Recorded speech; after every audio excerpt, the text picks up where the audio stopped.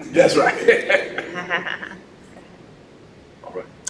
Hi, I'm Dr. Dawn DeLavalade. I am a radiologist by trade, but my passion is the female breadwinner, women who earn more than men. I'm an author, public speaker, and champion for the female breadwinner. Okay. This is very interesting. Thank you for Yes. being here. So, the female breadwinner. Yeah. One, why is that an issue? Well, I think it really just stems back to just tradition, right? I mean, we hear the term provider. Part of the definition of provider over centuries has been the one who goes out and earns for the family.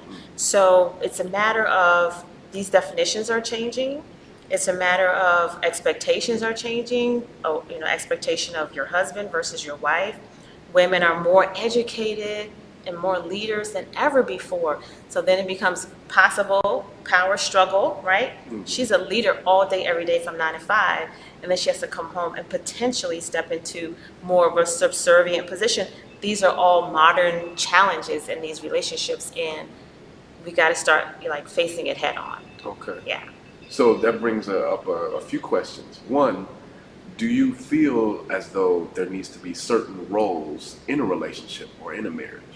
I do, and I think that they need to be hashed out as early in the relationship as possible, preferably before marriage, because men, I think most men come into a marriage having an expectation of, hey, what is a wifely, this archetype, right? What are they expecting? Are you going to be cooking every day? Are you going to be cleaning? Are you going to be rubbing my feet? Are you going to am I going to be able to, make love to you every day? Like, men have expectations. Same thing, wives have expectations. Are you going to fix something? Are you going to know how to fix something? Are you going to, work every day? Are you going to participate with the kids? Yes or no? So we have these ideas of what we want, but so many times we come together and we have not shared them up front. So now it's a matter of trying to read the other person's mind, and then you're coming into it not fitting into the box that they want you to fit in. And that's because, hey, we just didn't talk about, we didn't communicate up front. Because I need to know, hey, can I fit those shoes? Can I live up to these expectations of what you want in a wife, and where can we compromise? Okay. Yeah. So, in your research, have you seen, or how have you seen relationships where the woman is making more, those relationships work or not work? I've seen both. I think that the ones that really, really work are the ones where the man is very self-assured, right? Very confident in who he is and why he was put on this planet. So I think a man that is walking in his purpose, okay, because a lot of us are walking around here and we have no clue what our purpose is, right? We're just going through the motions like the hamster on the wheel. So a man who is truly walking in his purpose is, knows what he was put here to do, is making this world a better place than how he received it. That sort of man is, I think, really the best candidate for this situation, because he's not thinking about who's earning what. He's busy going after his passion every day. He's busy trying to impact the world. So I think that sort of man who is self-assured, confident, knows his self-worth is a really good candidate for these sorts of relationships. Now, on the flip side, we have those that maybe there was no dad growing up, right? So maybe there are some abandonment issues. There are some self-esteem issues that he's already dealt with, right? Bringing to the table. And then you add this on top of it with her maybe having more education, having higher salary, and sometimes it starts to compound. I'm certainly not saying that those relationships can't work, but you have to face it head on. You have to prioritize it in your relationship. You got to use tools and strategies to help those relationships survive. Okay. Yeah. So, as a woman, if you are, and speaking to our listeners, who's making more money than maybe most of the men that she meets. Yeah. What is some of the things that she can do, or maybe the things she can think of, just to better herself or be prepared better? Is there anything? Well, of course, I have to mention my book. Yes. So, one of the things she can do to be prepared better is a book like this one. She Makes More: Inside the Minds of Female Breadwinners.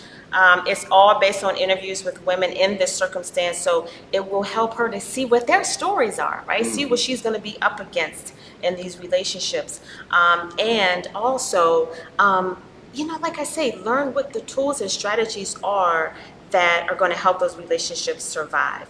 Stop like hiding, lying, being ashamed, the guilt, all of that can naturally come with this. Those are the natural emotions that we as women feel. We feel ashamed, we feel guilty, that we have kind of robbed him of this position, right? So it's a matter of freeing yourself from that, from the beginning of the relationship. Learn how to have those intimate conversations about how is this affecting us. Like we went and applied for a mortgage today, and the loan officer completely turned their chair toward her when they saw her salary versus his. Let's like talk through that. Like, how did that make you feel? How can we do things differently next time? How can we put boundaries and say to this, respectfully to this person, you know what, we're a team. I really appreciate if you address my husband the same way that you're addressing me. So figure out how you're going to really take on the world, right? When the world starts to judge your relationship. Okay. Yeah. And do you think that there's a difference between women who are maybe making more in their 20s and 30s versus women who are making more in their 40s, 50s, and 60s? I would say yes. First of all, women who you mean they're already earning more in their 20s? Yes. Okay, so these are the baller ladies, right? Okay, so I would say the millennials, first of all, the millennials are a little bit different because the statistics show that this is going to be more of their reality, right? Okay. So it's a matter of we're just going to have to accept it. We're going to have to figure out how to help our men get over this boundary of not feeling good enough. I think millennials sometimes, and I have heard men say this, not coming from me, this coming from men, because I talk to men all the time. They will say the millennials will quote unquote beat their chest, right? The King Kong syndrome, when they earn more and they're more. And so they want to almost flaunt it a little bit more. They feel like they have the right to do that. It feels very natural for them. So it's a matter of, hey, let me recognize that I'm doing this, because part of it is they may not even be aware, right? How they're coming off. Part of it is recognizing and then trying to reel it back in a little bit, right? Reel it back in. The women in their 30s and 40s, a little bit more old school, those women really do want that man to still be the head of household and the leader. So sometimes they're trying to find ways to step back, right? They're trying to find ways to let him lead. So it's a little bit of that, less of a power struggle with the older ladies, a little bit more power struggle with the younger ladies. Okay. Yeah. And just so I'm clear too, I know there's questions coming up. So this has nothing to do with, let's say, a man being a gentleman, opening the car doors, possibly paying for dinner, right? Things like that. Does that? Because it seems like to me, this really shouldn't be an issue until you start to get serious in the relationship, right? Well, I say the magic number is date number 4. Okay. To me. Okay. Yeah. So when she's, a law student and she's on Tinder and she finds a truck driver and they're at Applebee's on date number 4, okay? Not saying that truck drivers don't make money, because I know they do, but let's say she has a potential, right?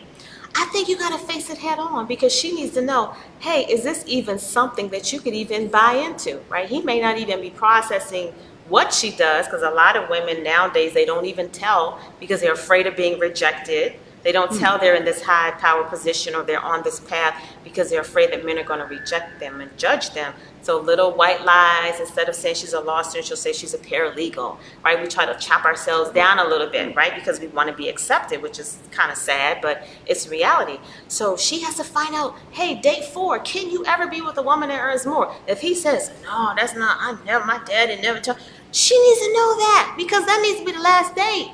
Right? You don't want to get your feelings and fall in love with somebody who has blatantly told you, no, I can never ascribe to that sort of hierarchy, right? So that's why I think it's important to face it up front before you go so far that your emotions are involved and you cannot make that rational decision to say, I don't think we're a good fit. Okay. Yeah. Okay, so I got to ask this question for all the men out there. Yes. So men that know a woman is in a high power position, how should he approach her? if he genuinely wants to date her, get to know her better, how should he approach her? That is a really good question. I'm so glad you're asking that, because I think a lot of men feel quote unquote intimidated, right? Which, oh my God, we hate that word. Like, we're like, what does that mean? Like, I'm just a regular person. Exactly, yeah. So I would say well, first of all, you got to know who you're dealing with, right? We know in the club, we're not talking about the club woman. We're talking about you somewhere else, networking event, right? So I would say just be gentlemanly. I would say this type of woman, what she really, really would love is, I call it like an emotional cheerleader. Right? Because sometimes we feel like we're out there like fighting, like we're in like, acting like a man all day, right? We're like fighting like a junkyard dog in the hospital or in this. And then sometimes when we're with our man, we want to just be able to be vulnerable. We want him to be able to say, baby, I got you. Like, what, like, how was your day? Like, what, like, tell me. So that emotional support system, I think, is a really good place to start. Just try to get in tune with what's going on up in here. Try to be that support for her. Say positive, encouraging things. I think that's a great start. Okay. Yeah. Okay. So love can be found and kept with a woman who is a breadwinner. Yes, absolutely. Okay. It's just a matter of, like I said, him walking in his purpose, knowing his self-worth, and knowing that he is enough, regardless of what his paycheck is. He is enough. Yeah. So how can women, man, there's so many questions.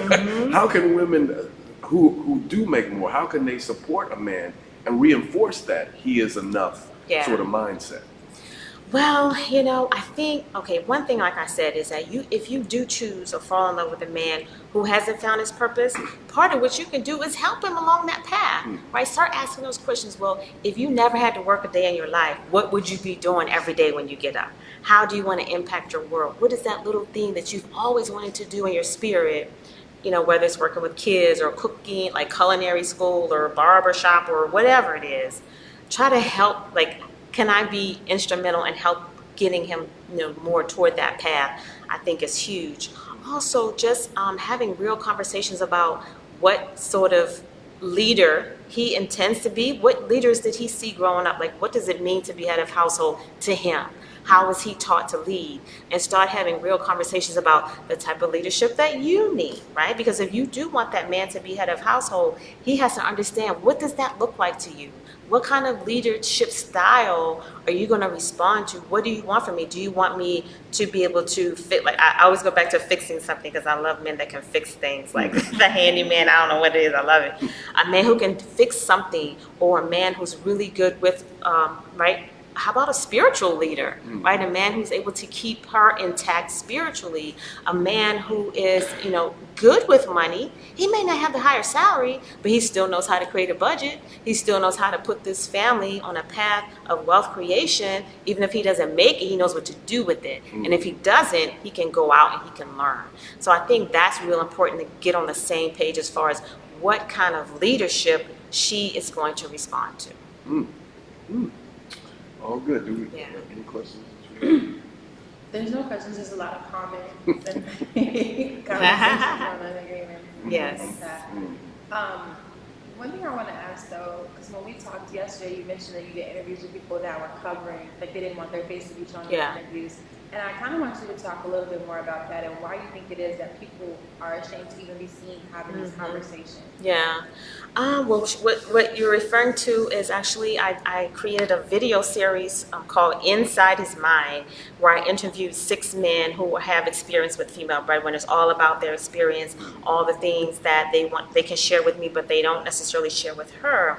3 of those men were like, I don't want to show my face. They're like, I just showed their hands on the interview.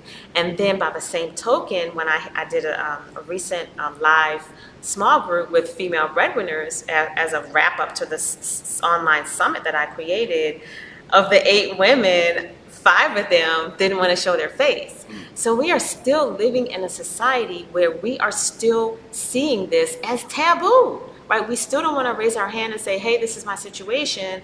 And I think, like I say, so much of it is we're afraid of being judged. We're afraid of being looked at as backwards compared to our parents or our grandparents. And it's just time that we change the narrative and just say, you know what, this is not wrong. It's not taboo. It is a new normal. And until we, like I say, like address it head on, our relationships are not going to be as amazing as they could be until we address it head on. Okay. Yeah. Where can we find you? Well, my website is meetdrdawn.com, and also if there are ladies out there, whether you're single, married, or divorced, if you identify with the female breadwinner title, I encourage you to take advantage of my Female Breadwinner Summit. Just go to femalebreadwinnersummit.com. It's an amazing free, it's all virtual, but it will absolutely enhance your life if this is your identity. Yeah. And meetdrdawn.com is doctor spelled out? No, DR, yep. Meet Dr. Dawn, yeah. Okay. Well, thank you so much. Thank you, Dr. thank you, Dawn thank you, Gear thank at you. the National Medical Association Conference 2018. Yes, this has been great. Yes. Appreciate it. Yes. I learned a lot today. Me too.